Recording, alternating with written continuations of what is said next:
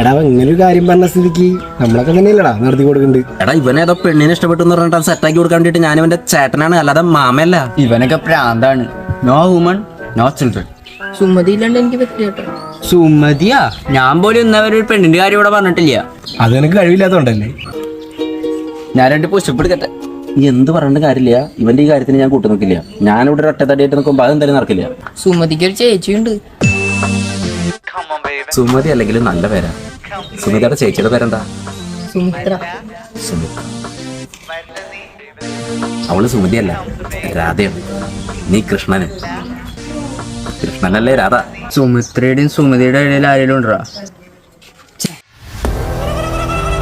ഇത് തന്നെയല്ലടാ നമ്മുടെ രാധയുടെ സുമതിയുടെ വീട്. ഇത് തന്നെ ഉറപ്പാ. നിനക്ക് മെയിനാകുമ്പോ ഏറ്റവും നല്ല അവസരമാണെന്ന് വേസ്റ്റാക്കരുത്, തകർത്തോളണം.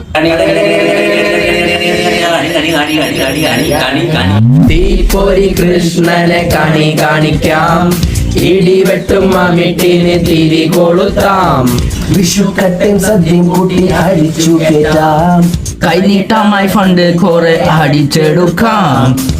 അച്ഛൻ സീനാണേലും വീട്ടിൽ പട്ടിയുണ്ടേലും കൃഷ്ണൻ വളയ്ക്കും, സ്ലിപ്പോൺസ് തേഞ്ഞാലും നാട്ടാരെ തേമ്പിയാലും കൃഷ്ണൻ വളയ്ക്കും.